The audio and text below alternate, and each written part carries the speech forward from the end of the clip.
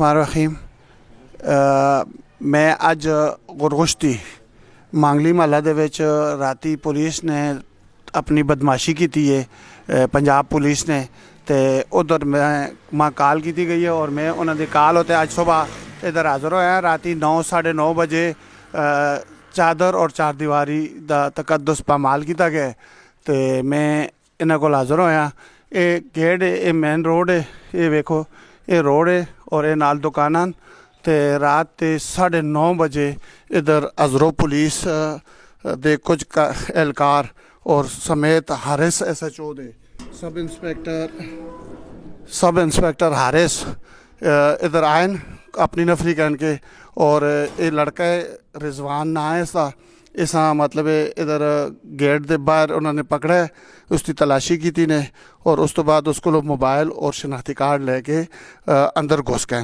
इस गेट के अंदर आए और इधरों अंदर आके ये देखो थोड़ी जी गली है। उस तो बाद ये दो कार ये जरा सामने ब्लू कलर विच दरवाज़ा है, ये दरवाज़ा अंदरों बंद आया। पुलिस वाले इस दरवाजे के उत्तों चढ़े, जद कि उन्होंने को सर्च वारंट और लेडीज़ पुलिस बिल्कुल नहीं आई। तो उन्होंने इस दरवाजे तो चढ़ के अंदर लेडीज़ नाल बदतमीजी करके दरवाज़ा खोलिया और अंदर इन्होंने ये आपे दसन कि अंदर क्या होया है। फिर हाँ रिजवान भाई क्या होया तेरे नाल? हाँ अंदर असल ने कुछ अस जगह बिची आई हो, तो करनी अस जगह बिची, तो उसने तकरीबन 15 लाख रुपए ना अंदरों 15 लाख रुपए भी कहन बाकी कोई चीज़ है ना बरामद अंदरों नहीं हुई हो। तो वैसे ही अंदर जनाना बदतमीजी भी इन्हें की है, तो बगैर किसी वारंट ने मैं उन्हें अलबत्ता पूछना भी रहा कि तुहाडे कोल कोई वारंट वगैरह है, तुसी अंदर पै लगने हो वारंट है तुहाडे कोल या कोई लेडीज़ पुलिस है, तो तुसी तलाशी भी कह सकते हो। तलाशी उन्हें की है, लेकिन अल्हम्दुलिल्लाह साढ़े कुछ फिर महल्ले ने बंदे इकट्ठे होने हैं लेकिन जिस वक्त, तो महल्ले ने बंदे इकट्ठे होने हैं लेकिन तो उन्होंने हथियां 15 लाख ही लगे फिलहाल। तो वो ही कहन के उन्हें निकल गए इधरों नस करना।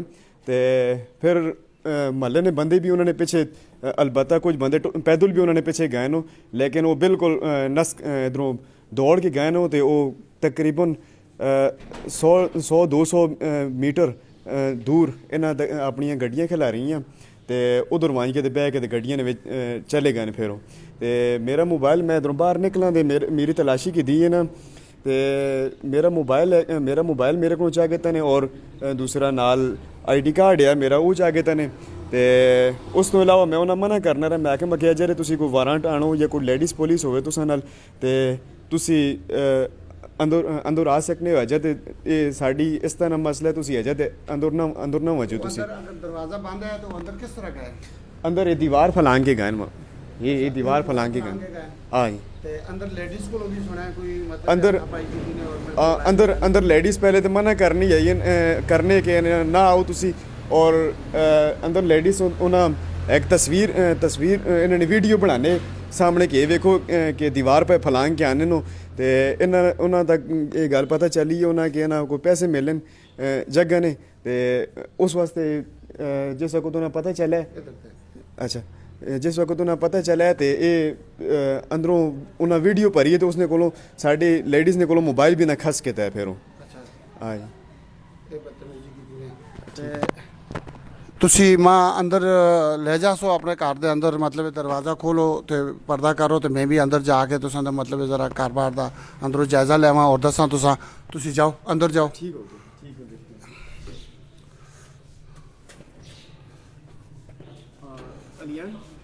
अंदर पर्दा कराए ठीक एक घर है जी। और इधर मैं तुसां ये दसना चाहना कि पुलिस वाले इस गेट के उत्तों आके इस टैंकी को लाए और इधरों थले उतर के इन्होंने ये गेट खोला है और इधर आके अंदर उन्होंने अपनी बदमाशी की है। और उन्होंने सरेआम मतलब रात के 9:30 बजे विद आउट लेडीज़ पुलिस और विद आउट वारंट उन्होंने इधर छापा मारा है। किसी के कहने होते उन्होंने को पैसे कह के आए, और टूपी भी उन्होंने रह गई, टूपी भी छोड़ के ना सिन फिर ਜਦ ਕਿ ਇਧਰ ਲੇਡੀਜ਼ ਨੇ ਉਹਨਾਂ ਦੀ ਮੁਜ਼ੰਮਤ ਕੀਤੀ ਹੈ ਔਰ ਉਹਨਾਂ ਨਾਲ ਹੱਥਾਪਾਈ ਹੋਈ ਹੈ ਤੇ ਉਹਨਾਂ ਕੋਲੋਂ ਮੋਬਾਈਲ ਖਸਤੇ ਹੈ ਤੇ ਫਿਰ ਇਤਨੇ ਵਿੱਚ ਮਹੱਲੇ ਦੇ ਲੋਕ ਵੀ ਜਾਗੇ ਔਰ ਮਹੱਲੇ ਵਾਲੇ ਵੀ ਆਏ ਔਰ ਉਹਨਾਂ ਨੇ ਇਧਰੋਂ ਨਸਲਿੰਦੀ ਕੀਤੀ ਔਰ ਉਹ ਨਸ ਕੇ ਚਲੇ ਗਏ ਜਦ ਕਿ 2 ਮੋਬਾਈਲ ਔਰ ਇੱਕ ਸ਼ਨਾਖਤੀ ਕਾਰਡ ਤੇ 15 ਲੱਖ ਰੁਪਏ ਸਬ ਇੰਸਪੈਕਟਰ ਹਾਰਿਸ ਇਧਰੋਂ ਲੈ ਕੇ ਗਏ। जी बाबा जी अस्सलाम वालेकुम। वालेकुम सलाम। असी असल शरीफ लोग हाँ, किसी ने इज्जत दलील करना मुनासिब नहीं समझिया। साढ़े नाल भावें किसी भी कीती है लगे लगाए तो की गई है। असा अपने घर नहीं जाग बिची 8,000 रुपया दे के पर महीना को लाने बच्चा मेरा करा तेरे ने का बच्चा मेरा रक्षा चलाना है, दूआ बच्चा मेरा ज़मींदार शमींदार है, किसी ने ज़मीन शमीराना है करना है, इस तरीके से वक्त गुजारने हैं।